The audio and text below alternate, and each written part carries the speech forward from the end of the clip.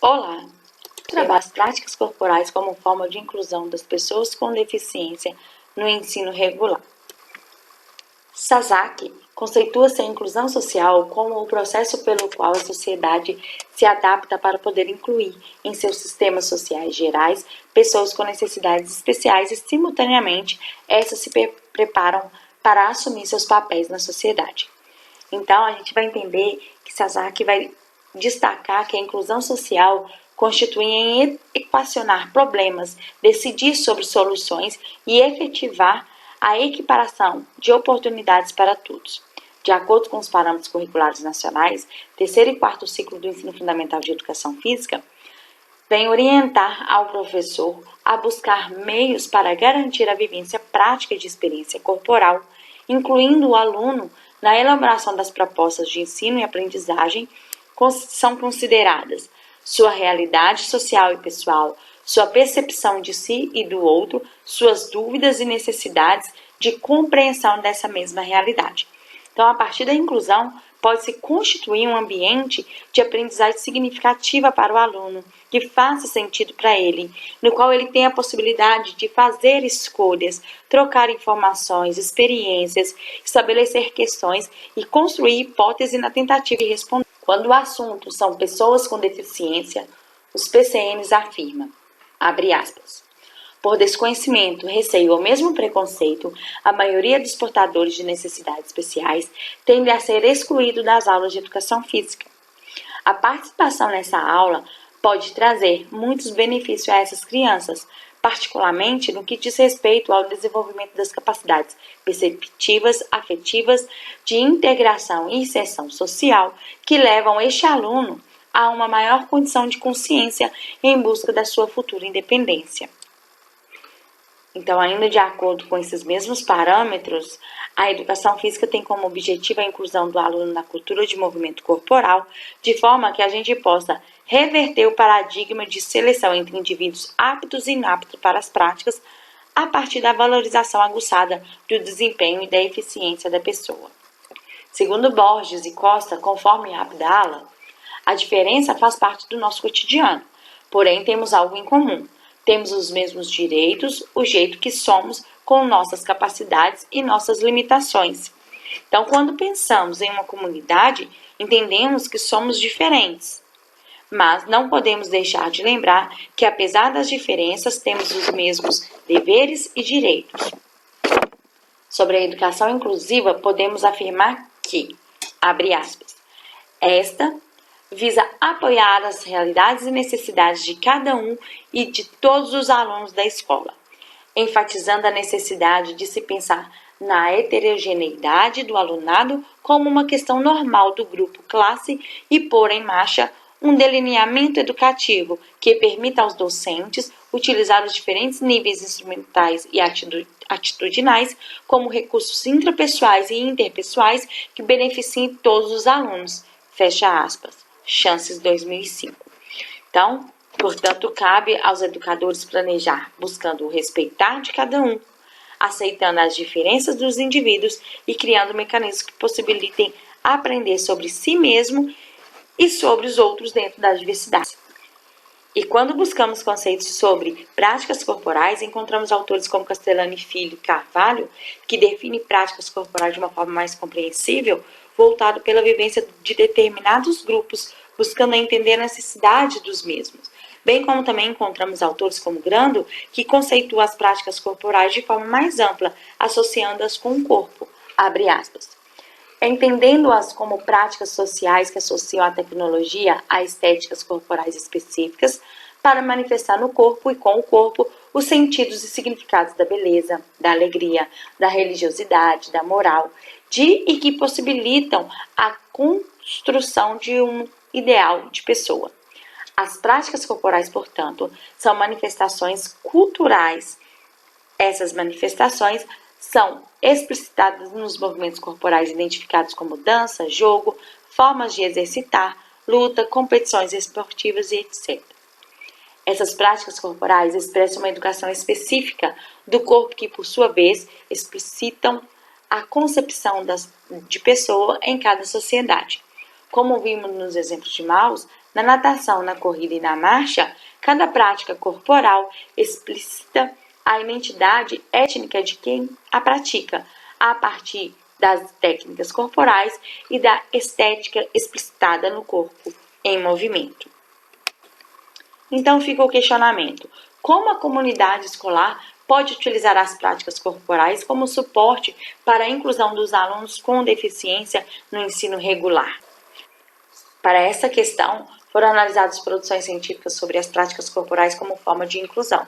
As pesquisas bibliográficas foram feitas por meio de busca eletrônica de artigos indexados no portal de periódicos Cielo. As palavras-chave foram utilizadas deficiência, educação inclusiva e práticas corporais, e dentre os artigos analisados foram selecionados 11. Os achados passaram pelos seguintes crivos: veículo de publicação, optou-se por periódico indexado, visto que são órgãos de maior divulgação e de fácil acesso para os pesquisadores; idiomas de publicação, artigos publicados na íntegra em língua portuguesa do Brasil; ano de publicação, que foram selecionados artigos publicados entre 2008 e 2019, totalizando, portanto, um período de 11 anos. Modalidade de produção científica, foram incluídas pesquisas de campo, estudos de casos e relatos de experiência, e as pesquisas realizadas com professores de educação física. De todos os artigos analisados, os selecionados foram a partir de 2010.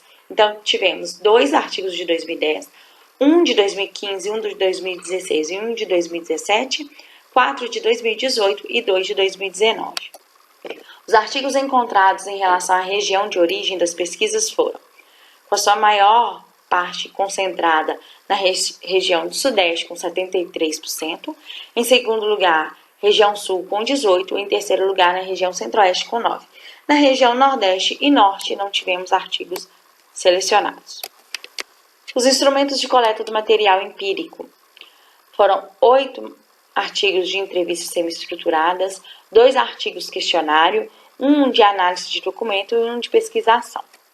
O primeiro artigo de 2010, com o título Percepção de Professores de Educação Infantil sobre a Inclusão de Criança com Deficiência, concluiu que é preciso possibilitar aos professores uma formação que abranja conhecimentos sobre as diferentes deficiências e as necessidades educacionais relativas a essas, propiciar a adequação do espaço físico e dos recursos materiais, além de assistência técnica específica. O segundo artigo, que fala sobre inclusão de criança com síndrome de Down e paralisia cerebral no ensino fundamental 1, comparação dos relatos de mães e professores.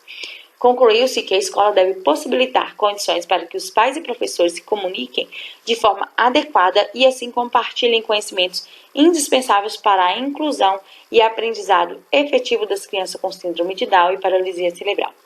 O terceiro artigo, estratégias de ensino e recursos pedagógicos para o ensino de alunos com TDAH em aulas de educação física.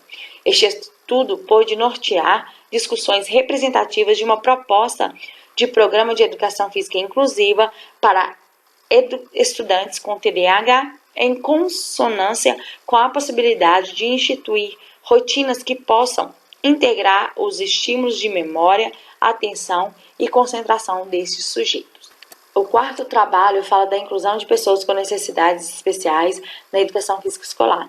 Essa pesquisa pôde compreender a importância da inclusão de pessoas com necessidades especiais nas aulas de educação física escolar, envolvendo a cultura corporal de movimento através de jogos, brincadeiras, esportes, danças, lutas e ginásticas, como forma de desenvolvimento integral dos educandos, adequando conteúdos e metodologias de ensino, visando a participação de todos, inclusive das pessoas com necessidades especiais.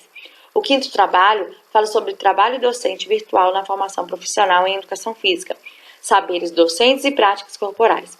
As conclusões indicaram que a polidocência mostrou-se como inerente ao trabalho docente virtual, que os saberes pedagógicos relativos às tecnologias e às mídias foram incorporados aos saberes docentes, e que as práticas corporais da modalidade à distância buscaram articular os conhecimentos técnicos com os teóricos científicos. Esse trabalho fala da formação de formadores e suas significações para a educação inclusiva. Entenderam-se que os resultados poderão subsidiar e ampliar a discussão da área de formação de professores, contribuindo também para repensarmos as práticas docentes nos espaços envolvidos. O 7º trabalho sobre a educação inclusiva e as representações dos estudantes sobre seus pares com deficiência.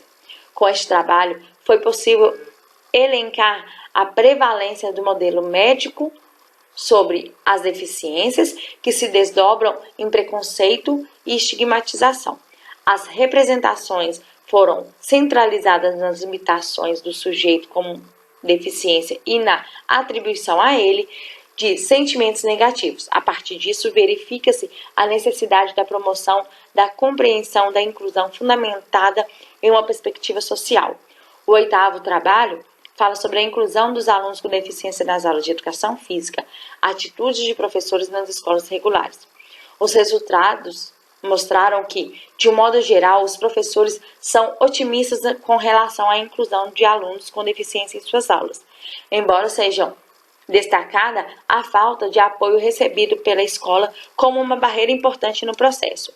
O tempo de experiência e sexo do professor, bem como o tipo de deficiência do aluno, foram fatores de influência nas atitudes, reforçando que mulheres com menor tempo de experiência, especialmente com alunos com deficiência intelectual em suas turmas, apresentam atitudes mais negativas no sentido de inclusão.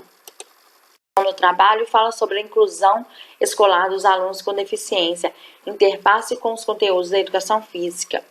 Concluiu que tem ocorrido uma construção positiva em direção à educação física inclusiva, mas que ainda necessita de maior capacidade docente para explorar os diversos conteúdos dessa área durante as aulas, associando-os às práticas de inclusão. O 10º trabalho é a Escola Inclusiva, uma iniciativa compartilhada entre pais, alunos e equipe escolar. Os resultados demonstram um olhar tanto da equipe escolar quanto dos alunos e pais mais direcionados à estrutura física da escola, sendo que a maioria mostra satisfação em relação aos recursos humanos e às aulas. Nesse sentido, observa-se o olhar ainda restrito quanto ao processo inclusivo, sendo necessário um trabalho mais efetivo junto aos alunos, aos pais responsáveis e equipe escolar. E o último trabalho analisado fala sobre a educação somática como perspectiva inclusiva nas aulas de educação física escolar. Este trabalho objetivou a desenvolver reflexões sobre algumas experiências, pesquisas de educação somática no Brasil, com o intuito de iniciar uma discussão epistemológica para novas propostas curriculares da educação física escolar que envolvam os princípios da educação somática na educação básica brasileira. Como resultado, apesar de ser um tema bastante atual nas práticas escolares, a inclusão de alunos com deficiência divide opiniões. Por um lado, educadores e gestores destacam os benefícios e importâncias que o processo de inclusão traz para todos os envolvidos. Já por outro lado, a inclusão é carregada com dúvidas e anseios dentro da comunidade escolar. Contudo, na área da educação escolar não é diferente. Muitos professores não se sentem preparados para trabalhar com a inclusão de alunos com deficiência em suas aulas sem acontecer a exclusão. É possível concluir, então, que os professores devem se capacitar, as escolas devem promover espaços onde os pais e professores possam se comunicar de forma adequada e transparente, trocando informações, experiências, participando de reuniões específicas para falar sobre o aluno, sobre o filho com a deficiência. Cabe ressaltar que somente essas iniciativas não vão garantir a constituição de uma boa educação inclusiva, visto que os professores precisam de suporte de várias camadas para conseguir fazer um bom trabalho por meio das práticas corporais em aula. Porém, as implicações citadas contribuem para minimizar tamanhas dificuldades. Agradecemos pela atenção.